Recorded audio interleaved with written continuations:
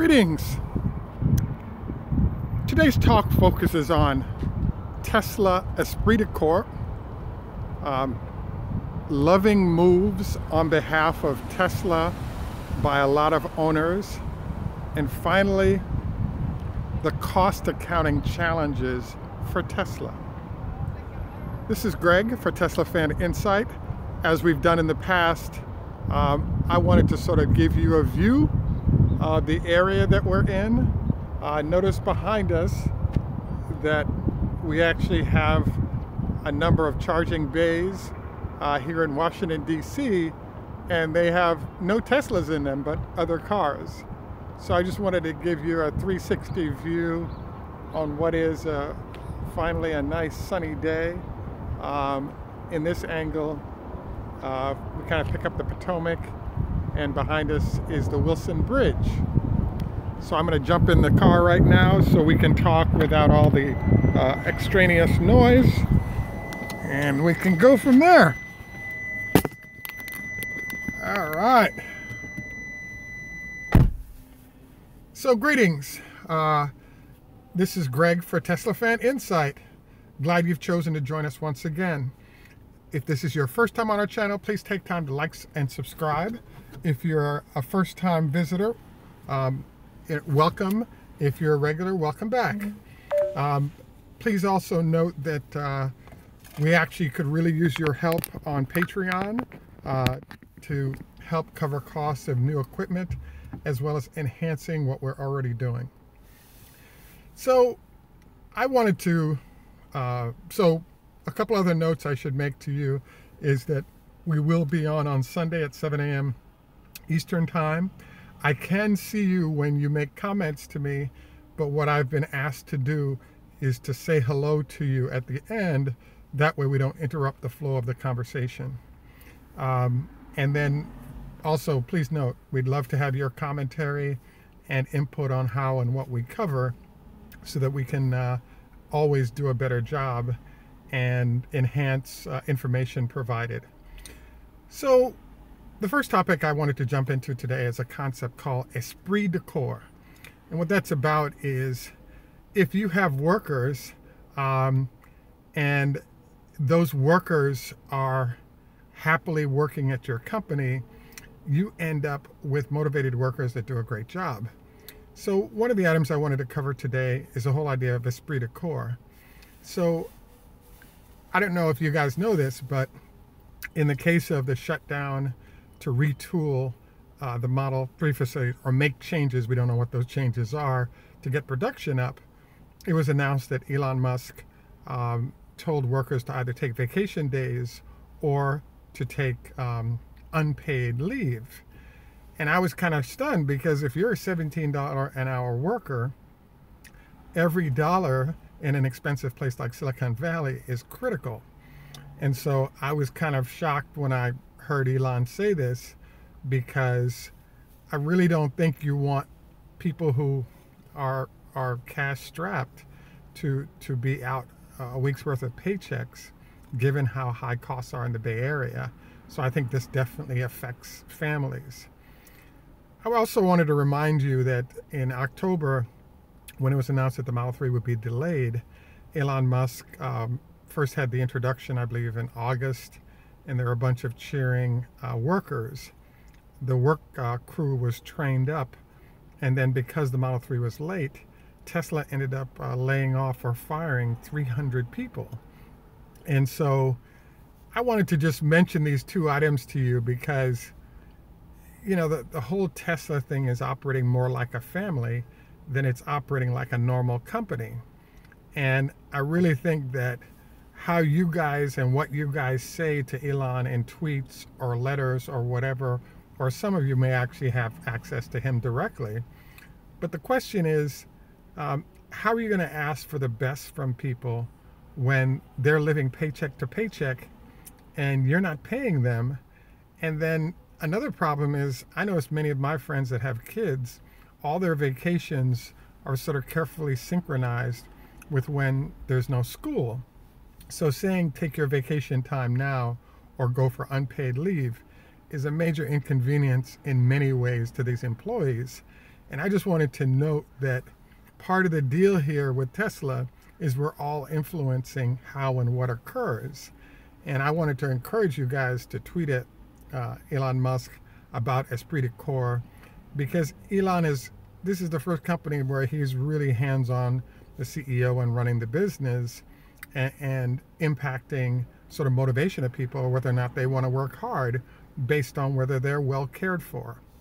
If we jump over to Toyota, they really emphasize the people that work there, the customers receiving their cars, as well as suppliers, all working as a team and a family to have a successful company. And I'm concerned that, if you look at Elon's process and his attempt to develop the Dreadnought factory, his strategy is that people are kind of an expendable commodity that's better replaced by robots, etc. And what he's come to find out is that great companies really work hard to take good care of their people, because it's those people that are going to deliver great products. So I wanted to encourage you guys to sort of be involved in the process by taking time to make comments about things being done by Tesla that does not reflect the best interests of the company by how their employees are treated. So that sort of ends our section that I wanted to talk about Esprit de Corps, and I look forward to any and all comments you might have on that. The second thing I wanted to cover today is a concept I call Tesla and love. So what do I mean by this? Now, I'm going to start introducing you guys every show that I do, probably at the end, to examples of love that I've seen going on around Tesla, because it's a really special company and a special impact that it's having on our society. And one example there are a bunch of examples I could identify. One example is after the 60 Minutes piece that showed Elon Musk sleeping on a couch, there was a crowdfunding effort that got 78 people to actually chip in the cash necessary for Elon to get a new couch. And I was kind of shocked by that. Now, I think that's really cool that they did that, but I think the people who weren't getting paid while the company is shut down are the ones that really need that crowdfunding effort. But it illustrates the sort of family effect. Another example of love in my mind is there was an article that came out this week that pointed out that there are a number of people who chose to spend the extra $3,000 to get the highest level of autopilot, and that because the states aren't allowing that autopilot to happen, they may have to wait long, or it may never be activated because it has to have regulatory approval. Now, and the number I've heard is 35% of the buyers of all Tesla vehicles have paid up for this extra. Now, based on what I've seen from people I've spoken with on my channel, there are a lot of people that know that they may or may not get that service, but they really want the dream of what Tesla is all about to happen and be successful, and are willing to put up that extra cash in order to help facilitate the dream. And I think that's a really loving move. Another sort of how this whole love process works that I was really impressed by, and I've spoken about this before, is there was an incident that occurred recently where there was a situation in which there's a car in Arizona that's at the top end of the performance of P100, I believe. And in the case of this car, there was no, this vehicle, he went to use the $10,000 extra performance features and they weren't there anymore. So he sued Tesla and got those reinstated. And as part of the reinstatement process, Tesla told him, hey, we'll reinstate the performance parameters that you had paid for, but we'd like to keep it secret and not tell the other people who were supposed to get this service.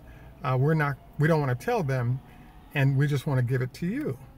So I was kind of shocked by that, because I was shocked that they wanted to execute, I think that's poor business process.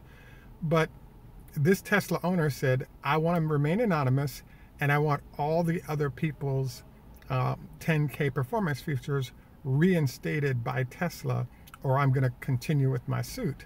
So Tesla was forced to actually re-engage those performance features over air. Now, I consider this another example of love and how things can work well between a company and people who really love the products and want to see it do well and are looking out not only for themselves but also for other users.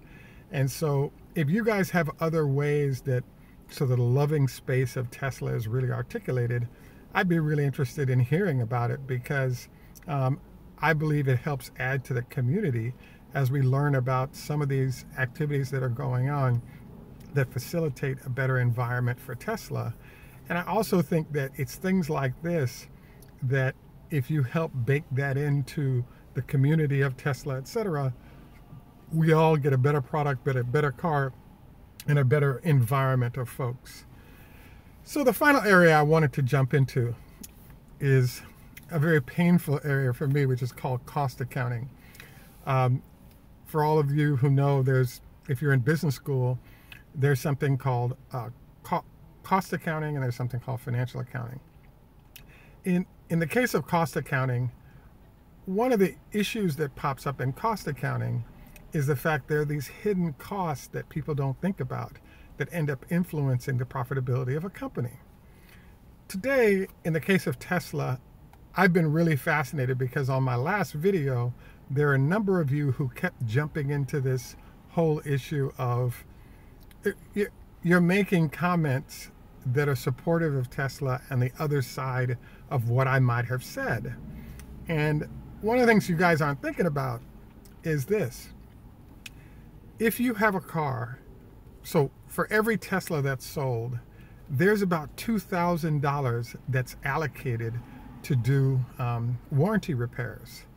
So what happens is that if those warranty repairs are done, so if those repairs are not done over the life of the warranty, those dollars Tesla gets to use. If those dollars are used up, Tesla doesn't get to use them. So why is this a big deal? Well, think about Toyota and the discussion we've had about how Toyota does business. One of the things that they will do is they have a lever that runs along the factory floor. And if an employee spots a defect, he will hit that lever and it'll shut down the whole factory so that they could address that quality issue, and that it doesn't, they might identify something that might be a quality issue that runs throughout the plant. Now, we have not heard about this happening at Tesla. And in fact, the company's so desperate to get cars out right now, the feeling I'm getting, I'm not saying it's true, is that they're really just trying to push cars out, and then they may end up with dealing with the repair issues afterwards. So one example of how cost accounting has been dealt with by Tesla is the fact that the door handles for the Model S have been a nightmare in terms of having to be replaced. All of them is the #1 repair that Tesla has to do. Each of those are basically $2K with all the labor involved. Now, if you've allocated $2,000 for repair and you're replacing 4 door handles on many Model 3s, that's really expensive. And it starts to affect the profitability of the company because you have to do all this repair work. So I'm really fascinated right now because in general, the trend of the company is towards heavy automation, move as much product through it as you can. Yeah, there's interest in quality, but I think the throughput speeds are more important. So one of my viewers made a comment about the fact that, Greg, you've got to recognize that Elon's goal is to be able to use machines in manufacturing so that you can produce cars at a jogging pace and have them sort of push through at very high numbers. Now, that's great that you can produce a car at running speed, but what if you have running speed cars that require large amount of repair work afterwards because you weren't quality focused in what you're doing? So the reason I keep emphasizing all the elements of what Toyota does when it comes to quality of implementation is that you can you can pay the money on the front end or the back end. So what I mean by that is this: you can institutionalize great business practices, be it employees that are well trained and motivated, suppliers that are well cared for, etc., on the front end, and get a well-built car that lasts a long time that everyone wants to buy. Or you can get them through as fast as you can at a jogging pace, and now you run into a cost accounting problem, because once those things are pushed through, you spend a lot of time and resources trying to fix all the stuff that could have been handled if you're managing carefully what was in the factory. So I'm bringing all of this cost accounting stuff up because if you read the comments on my last couple of videos, there are many people pointing out that, let's really emphasize, let's push those 6,000 units through. And one of the disasters could be if you're going 6,000 units a week, producing defects at those volumes, and the allocation of dollars relative to repair work is kind of low, you could end up wiping out all the profit of the company in the form of repair work that has to be done. One other element of sort of the cost accounting arena that I found fascinating is, so there's a whole bunch of ways we could play around with cost accounting. Another one that's sort of lurking, and I don't have the answer, I haven't seen anything written about it, is that the use of the robots that we discussed that Tesla has been doing, is an emphasis point for Tesla in terms of how they're going to produce the car. With those robots, we're supposed to be at 25% margins. But the question that pops up is, if you have to replace those robots with people and you've already paid for the robots, how does all the numbers work in terms of when Tesla gets to break even? Elon pointed out that I think somewhere in the 50 to 70,000 cars produced in Model 3 is the production rate at which they go from losing money on each car to break even, because you had to build this big factory and the unit costs come down the more vehicles that are or builds that you do going through it. So this whole cost accounting theme kind of lurks in many sort of facets of any business, including Tesla's. But I think there are some unanswered questions about how all these numbers are working, hence all the discussion about them potentially having to raise capital, etc., as they burn cash. Any rate, the whole robot dialogue for me is fascinating. And again, if you go back to our last video, one of the issues that popped up is Tesla pointed out that, Elon Musk pointed out that human beings were underrated. And I really think what he was talking about there is the fact that Toyota has, I believe, only about 20% automation, whereas Tesla's chasing, 70, 80% automation. And Toyota has been able to deliver quality and speed with well-trained people. And Tesla / Elon Musk thought that, we want to be the dreadnought. We want to use technology to drop people and really emphasize how to automate, with the technology wise.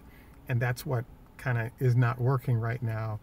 And the backwards move is to move back to redoing the production line to add more human beings and therefore get the benefits of what humans can do in that workspace. I want to thank, we're at about 20 minutes right now. I know you guys, this wasn't a sort of a planned show, but I was really wanting to jump into this whole discussion of cost of goods sold, because I want to see Tesla do well, but it's amazing how costs can sneak up on you. So if you're producing at high rates of speed, but you have a lot of defects, you could end up with these nightmares relative to all of a sudden you get bitten by these unexpected costs that are a complete disaster and a nightmare. So I think that's sort of the gist of what I wanted to cover today. Number one, Esprit de Corp, we'd love to see it higher. If you guys are going to be involved in crowdfunding to support Tesla, let's take an effort to try to support the workers. Should we crowdfund something to get the workers that were dislocated some cash so they can try to get through this period? Hey, I don't mind jumping on with you guys and saying, hey, Greg, you're doing Patreon. We're doing $5 a Patreon to create a little fund for our Tesla employees. You guys tell me what you think we should do, but I really think that we need to be thinking about this in a family terms of how we can all do well together, help the planet do well, get great car, get a great company to do well. And really, Elon is learning how to manage, and as he sees what we think is important, I think it'll influence what he decides to do. I wanted to note that I could see all the comments you guys were sharing. I'll probably end up taking questions, online rather than directly if you would send me a note after we finish this. But I could see you in Canada. I could see you guys saying hello from everywhere. Greetings, and I really appreciate your taking time out. This was kind of an unplanned one, but I was kind of getting bugged by the fact that I kept seeing all these comments about, hey, Elon is going to push a bunch of cars through da-da-da, and I think this is great, but if he pushes a bunch of cars through and we got a bunch of defects, having to repair all those defects can be a complete nightmare for the company, short and long term. So wanted to remind you, we'd really appreciate your support on Patreon. We have a number of initiatives to improve the quality of execution, and having the funding to do so would be helpful. If you can do the $5 level, would really appreciate it. But if you can only do the $1 or $2 level, that's a great start, and would really appreciate your input. Please also take time to share sort of subjects that we should cover, or you think we should cover. I mean, one of my viewers sent me a note and was like, Greg, you need to put a drone over the top so you can, top of the Fremont plant, so you can see how many cars are being produced versus, everybody guessing. To be honest with you, I'm in Washington, D.C., as you know. I'm not in Fremont. So there are other news organizations like Bloomberg that have really made an effort to get a hold of this. And it's not my expertise, so I'm not trying to go in that direction. But if I pick up information from talking to new owners and stuff like that, I have no problem in sharing that with you guys. I'm kind of keeping my fingers crossed right now, because this is the 5th day of the factory being shut down, and hopefully we start the new production activities by Monday again, so we can get some cars moving through the now redone factory. Again, please take some time to like and subscribe and hit the bell icon so you don't miss anything. We'll be back on Sunday at 7 a.m. Eastern. This is Greg for Tesla Fan Insight. Tschüss, German, mach's gut, au revoir, French, adios, Spanish, ciao, Italian, Choda Hafez, Farsi, Lahitraot, Hebrew. And thank you for us finally getting some sunshine versus rain, snow, and cold in this supposed spring. And I look forward to responding to your comments, because I think it's about all of us ganging up with our ideas and input to help the company do better. And if our employees are getting screwed on their paychecks, it's hard for them to be motivated to do a great job to get those cars out. And I think it's unfortunate that Elon is not sort of as emphasizing quality of support for the workers in his process. Thank you all for joining me live, and I hope you guys have a great day, and thank you for all the shout outs, and look forward to being in touch, and we'll see you on Sunday.